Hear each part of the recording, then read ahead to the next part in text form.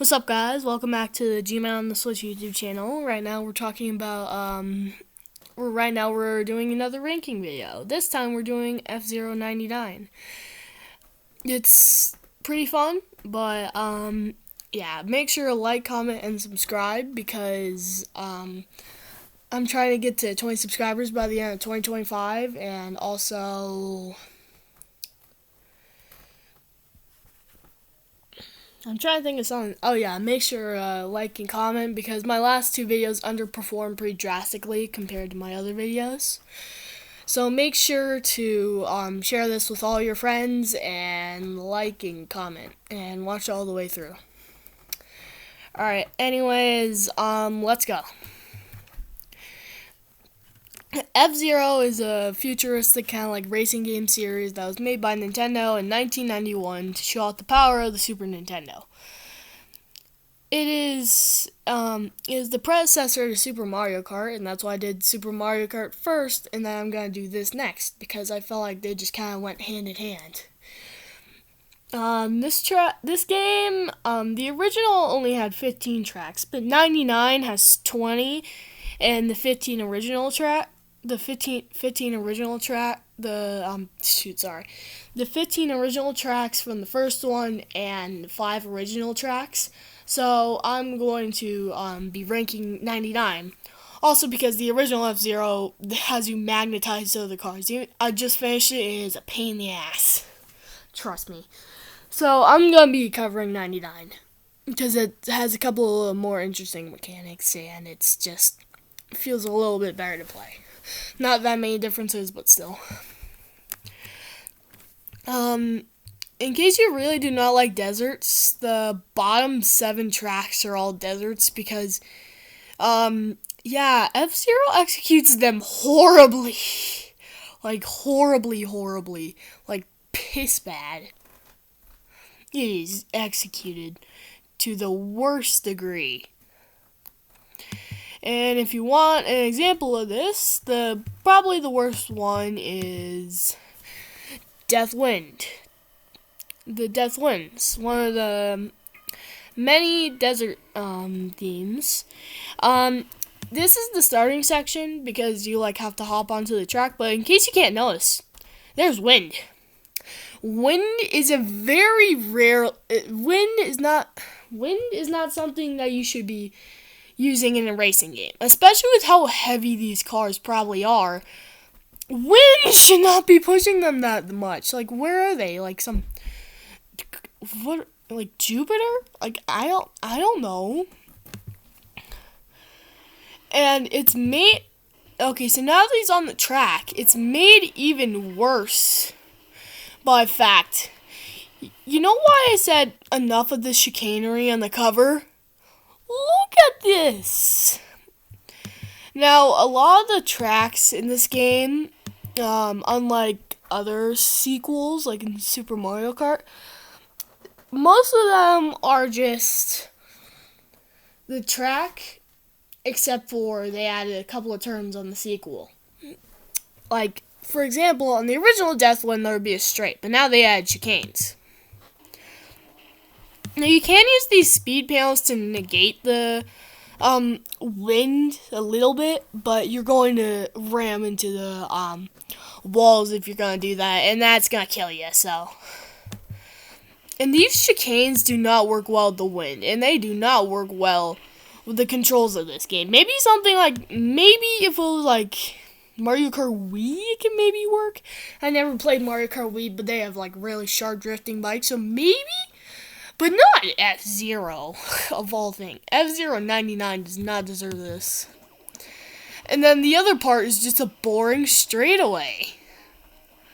Like, look at this.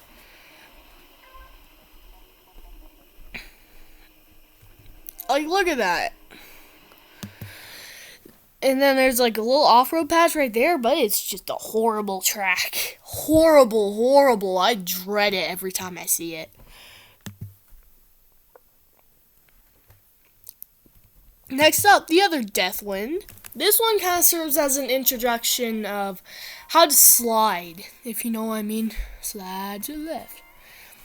In case you don't know, without holding left or right on the stick, you could click L or R to slide in a different direction, to dodge obstacles, move away from racers, other fancy shit like that. And the wind serves as a way to, how do I put this? Like, introduce you to that. Seeing as this is a, Night Cup course, it is definitely not that, it's not really that forgiving. It's not really that forgiving for a Night Cup course. It's essentially, it's a big oval. It's kind of like Baby Park, but not really like Baby Park because you don't overlap with the back racers and there's no items. And there's also these speed panels that negate the wind, like I said earlier. It's not as frustrating, but the F-Zero tracks have pit stops so you can recover your health. And this and Deathwind 2's pit stops are so extremely short that you barely recover anything. Like, legitimately, Firefield has more recharge than that, I think. So yeah, it's a pretty bad track. Now we're out of the Deathwinds. Oh yeah, by the way, take a look at this. There is 1, 2, 3, 4 death themes. I mean, there's 4 desert themes, and they all suck. How do you do that? Why? Like, how did they manage to pull that off is my only question. Anyways, the most forgettable track in the game, Desert Canyon 1. It's pretty boring. Yeah, it makes me sleepy.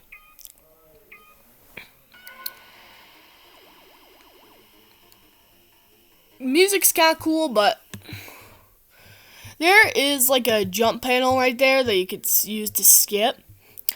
But if you don't have enough speed, you have to take these hairpins right here, which are kind of tough. I don't really like the idea that you could just skip them, though. Like, they were pretty fun in the original F-Zero, so I don't really like the idea that you could just skip them. But it's not that bad. Then there's the chicane. It's not really that hard to navigate through. There's a couple of different things. Then there's this chicane with the off-roads, you know? Like, there's a lot of straightaways and sharp turns. It's pretty forgettable because it's pretty short and like 20 seconds. It's 20 seconds short. And this track only has 4 laps, not 5 like Super Mario Kart. And honestly, it's very forgettable. I forget this track exists as long as the other Red Canyon. It's Red Canyon, right? Oh yeah, it is. Sorry, I had to look at the title because I keep forgetting shit about this track because it's so boring and forgettable. Anyways, Sandstorm 1. This is the only theme that was introduced in the Ace Cup. It is, and I legitimately could not give that much about. I do not give that much about it. It like blocks your eyes sometimes. It blocks your vision sometimes. That's the gimmick. I think that's the Sand Ocean music. There's these landmines that bump you into here. But honestly, yeah, it could set you off, but most of the time you aren't really gonna do that unless you suck at this game. There's a couple of hairpins, you know, it's got some neat hairpins, and then, sorry, over. Yeah, there's not much substance to this course other than that one part with the landmines. So that's what puts this low, and also, like, blinding you, I guess. But it doesn't really do much, so.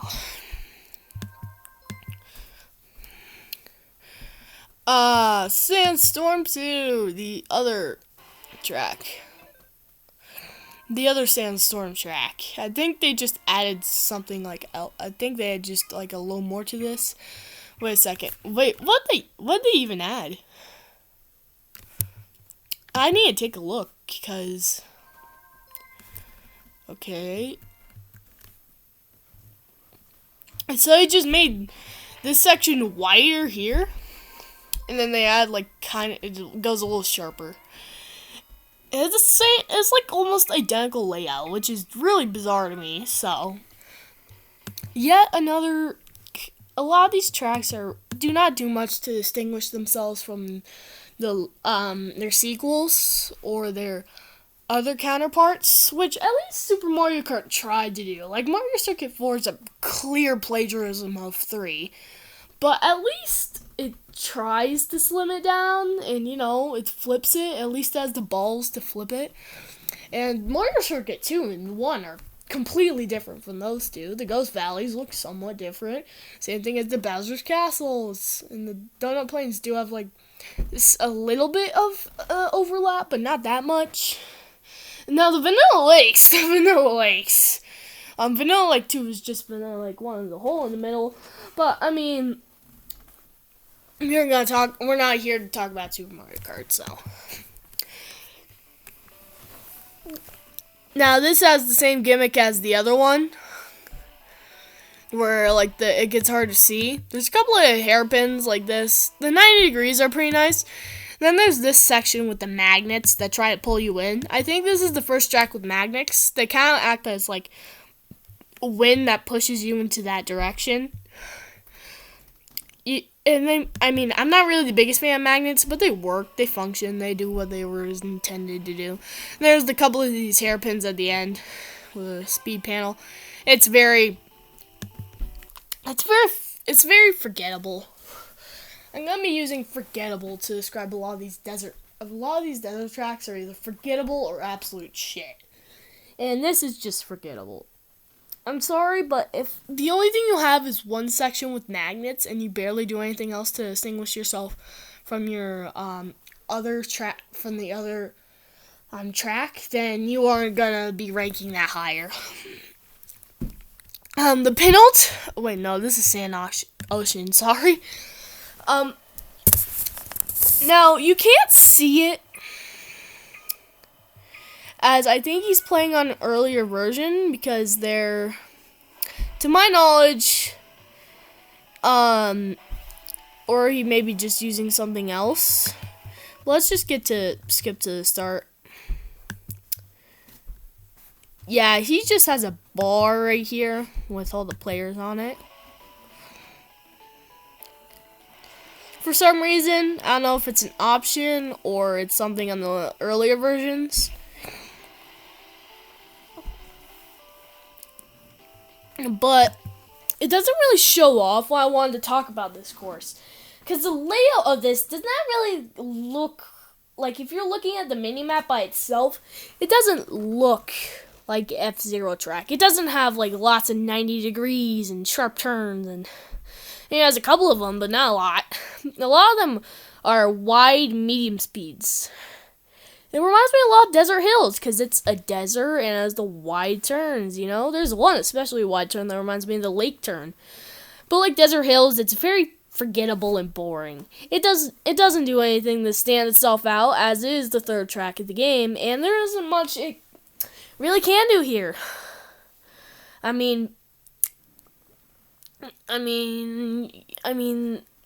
don't know what to say about these desert tracks anymore.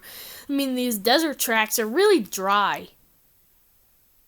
Okay, I know that wasn't funny, but still. Let's just move on, I guess. I don't know. Penultimate track of the original F-Zero, Red Canyon. I find it really funny that they put this as the penultimate track. Do you remember this track exists? Me neither, but at least I remember it more in Desert Canyon 1, Red Canyon 1, because it's kind of funny where it's placed, as is, not even remotely close to the level as, like, Desert Canyon, as, like, Fire Field. Geez, this track is just kind of embarrassing. It's essentially the same track, but there's a couple of turns near the end, and those kind of drag it up quite a bit. As I'll probably give this the most improved award. I'll probably say that. I'll probably give it the most improved award, which is a good thing, That's a great award to have. They jumped up 4 spots from its original counterpart. That's good. That's a good thing. But otherwise, it's still pretty forgettable, but I think it's the last desert we're going to be covering today. So, yeah, time to talk about the actual tracks. Time to talk about the tracks in this game that aren't deserts. Mute City 3. Oh boy, you know what this reminds me of? Mario Circuit 4. It's a plagiarizer. And it doesn't even try to hide it. Now, I'm not sure if this guy's playing on an earlier version. Oh, god damn it, he is. But essentially, this track is Mute City 1 with a couple more obstacles and a slightly darker color palette. But some of those obstacles don't really add much to the track, and since it plagiarized, I had to drag it down a spot. So I'm going to cover the obstacles, and I'm just going to say, like, these triangles that bulge in don't do much. These landmines on this section, they aren't great. Like, they are kind of annoying, but most of the time you're not going to be hitting them. They don't add much. Like, if you want to play, a slightly harder Mute City, try Mute City 4. And if you want to try just like a beginner-ish Mute City, try Mute City 1. This track has no reason to exist.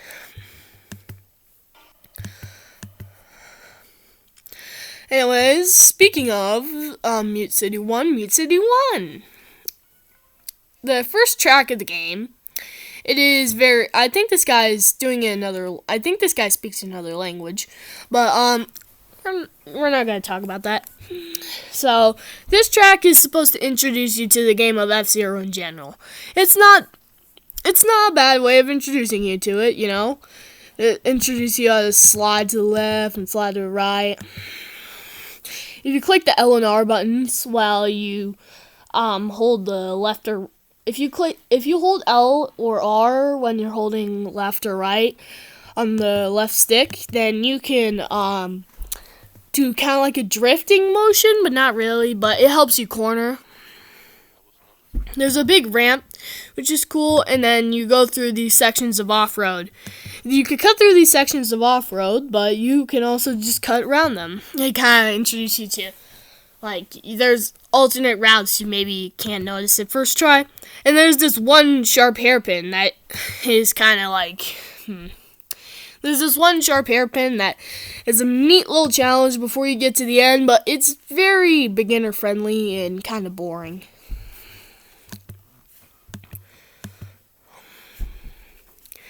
White Land 1. This one actually used to be my favorite because it does have a pretty fire music track. But that's kind of a given for F-Zero in general. I mean, have you listened to F-Zero X's soundtrack? Like, go on Nintendo Music if you have it, or just YouTube, and listen to that. That's amazing.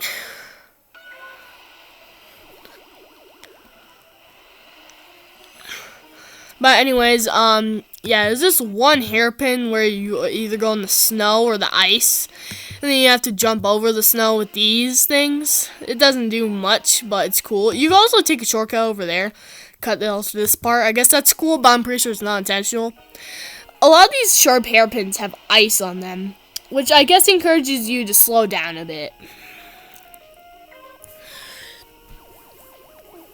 It's not really that interesting, but it does. I mean, the ice hairpins aren't really my favorite, but it still is pretty engaging. You know, it's still pretty fun.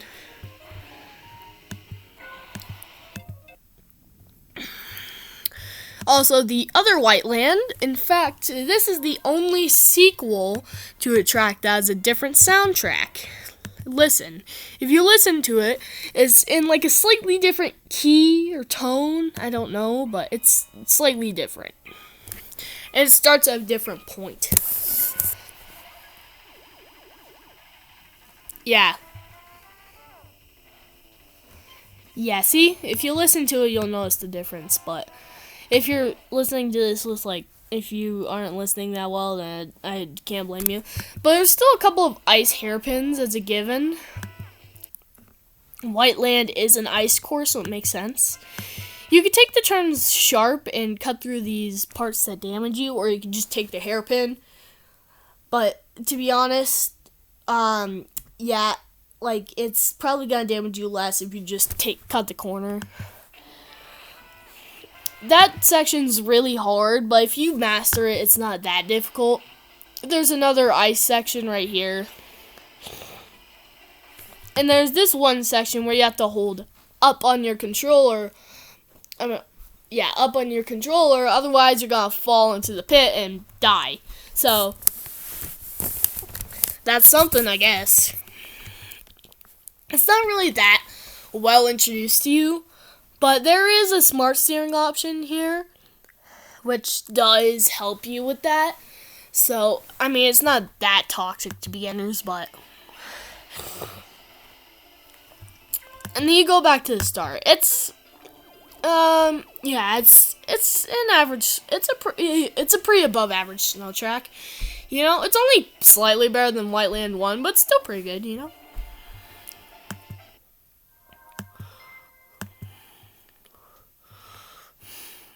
Port Town 1. Fun fact, this is actually the one that's on the cover of this track. Now, there is a massive shortcut on this course, or Port Town 2, and we'll probably see if he pulls it off, but... Oh, yep, he does. Yeah, he does. Essentially... Oh, shit, I'm sorry. Essentially, you skip this, You skip entire...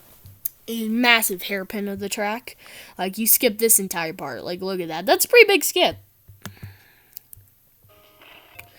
It's a pretty massive skip, but, otherwise, what does this track have? This ramp right here helps you take, like, this shortcut. But most of the time, a lot of people are probably going to be pulling this off, especially since it's a more advanced racing game series than Mario Kart, but still. This track introduces you to magnets. You gotta slide to the left or to the right to make sure they don't get pulled into the wall and get damaged. It does have a massive straight. There isn't much to this track other than the squiggly section, the shortcut, and the magnets, though. And if one of the three things about your track is a shortcut and squiggly turns, I feel like either you have other issues to tackle. Still alright, though. The other Port Town, remember how I said the sequels to the track are kind of like the other track, but they had a couple of turns? Yeah, they just add this kind of section over here. I think you could actually do the shortcut on both versions of this track. Instead of going over here, you take this sharp hairpin, and then you take a couple of squigglies right here. Now, it's not that much, but it does feel nice, you know? It's nice. It's a nice addition. I don't got much other else to say, because I kind of wasted it all on Port Town 1, but still. Anyways, Big Blue 2. I think this is one of the only ones that isn't just, like, copied and pasted from the original. Correct me if I'm wrong. But, yeah. I don't know what to say here, but, let's go through it. There's a section you can cut through the off-road. Sorry. I didn't get that much sleep last night. There's this big jump where you could jump onto the arrow and then skip over there, which is really cool. And then you could use that jump to jump all the way over there if you use your boost correctly, which is really cool, you know? I like that kind of difficulty. I always take those shortcuts, but it's still cool. And then there's this ice section, which was from the original. The shortcuts on this track are pretty cool, but there's not much else. Oh yeah, I think there's actually a shortcut in Desert Canyon too, but whatever. Anyways, Mute City 4. I think this one has the most boost pads in the game. That's cool, right?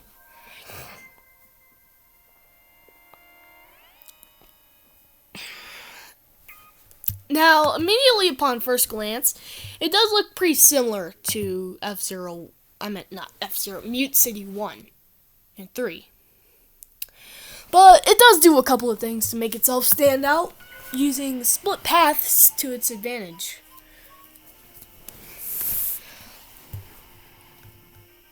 Okay, so you could cut through here if you use your boost, but most of the time it's faster to go here because most of the time you probably have a better line.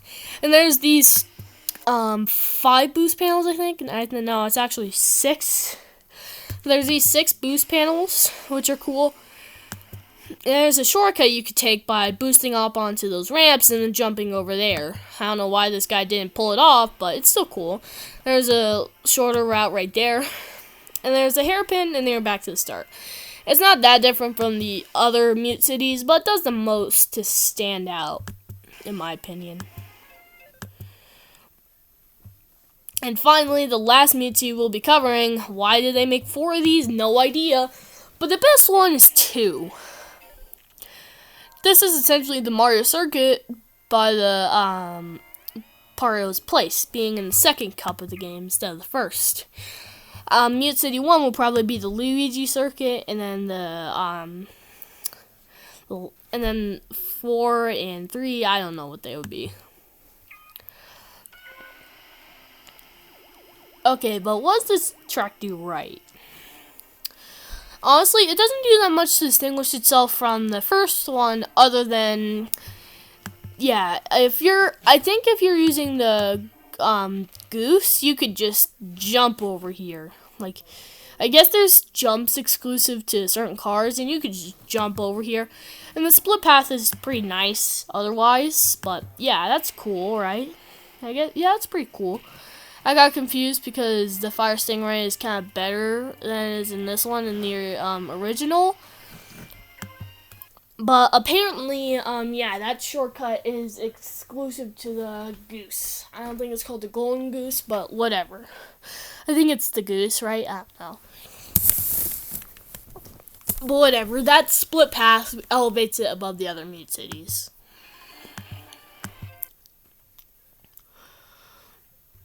Anyways, Big Blue. It's big and blue. Shout out to Just Long Gamer, I guess, but yeah, let's just skip this part. I'm sorry. There we go.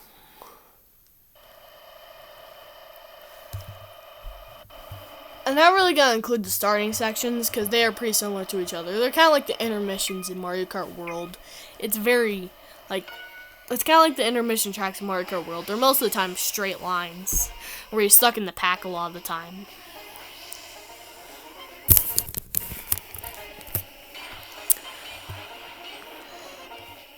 Alright, so starting... I'm sorry. Why does it keep lagging? Sorry. Okay, so starting off, there's the pit stop like most tracks have. I haven't been talking about the pit stops much, but most of the time they're just copied and pasted from the other tracks. There's that section. There's a couple of sections where there's off-road on the sides, and that's something. A lot of these turns are pretty unique and interesting, you know, like they're kind of like sharp and round at like the same time. They execute them pretty well for the second track of the game. There is that ice turn at the end that I was talking about, Big Blue too, but yeah, it's a alright track. It's pretty good for how early in the game it is, but it's still not that interesting.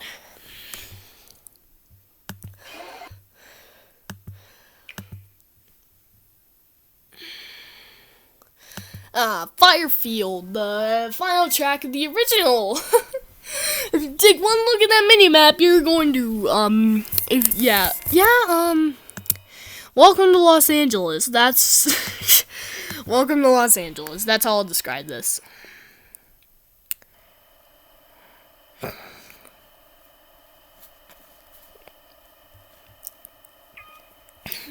So starting off, this track has the longest straightaway in the game. I don't know what this guy's doing.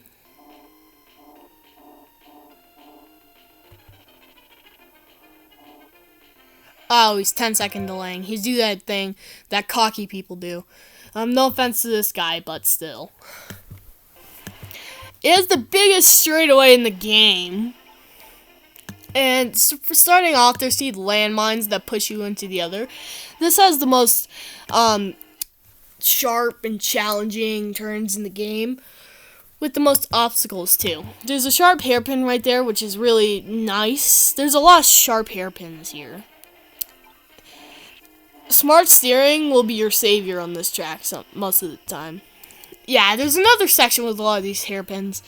And, like, there's a lot of these hairpins. And then there's this, like, section with the, like, swervy turns, like the medium speeds. I don't know what that thing, sorry, I clicked something, and then the thing just said, fuck me, but still. I'm trying to find the section that I was stuck on, I'm sorry. If somebody could explain what the candy cane like colored thing on the floor right there does, I'd really like it. Like, please explain in the comments. I don't know what it does. But anyways, you take these turns, and there's these magnets that try to pull you into the middle, like Port Town, which is cool. And then there's this pit stop, which is all the way to the side. Like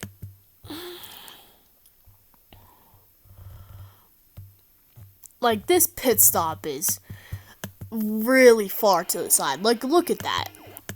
But there is a boost panel, so it's not that challenge. It's not that, how would I describe it? Punishing? Yeah, punishing. It's not that punishing, but still, it's definitely the hardest track in the game. And it's pretty neat and interesting. Oh, it's a world record. I probably shouldn't have done a world record for this.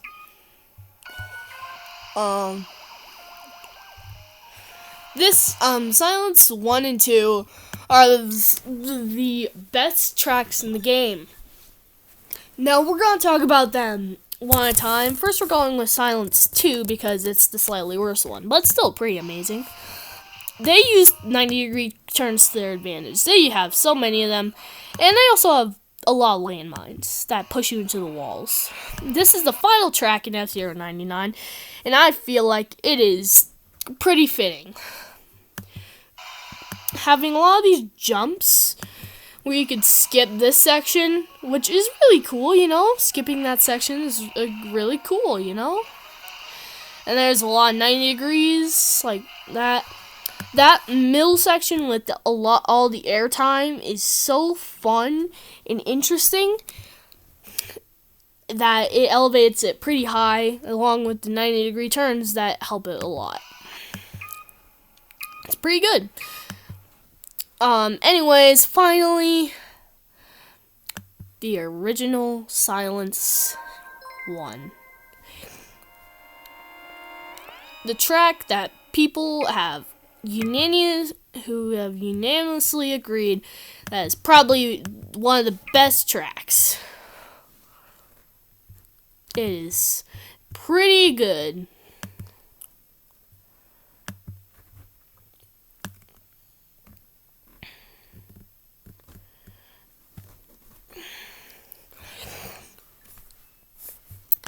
Now, what does this track have that a lot of people like? So first off, these 90 degrees really test how well you could slide.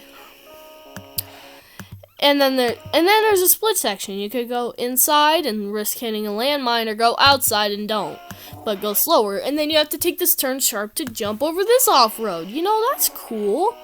And then there's sharp turns here, a lot of sharp chicanes.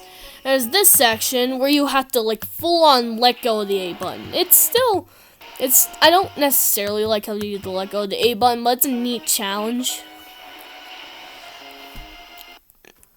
And then you go back to the start. These 90 degrees all clustered up next to each other, especially in this section, show off how good F-Zero's controls can feel, and how it really demonstrates how a track should be designed to fit with its game's mechanics. Challenging, but not extreme. Challenging, but still fitting with the controls.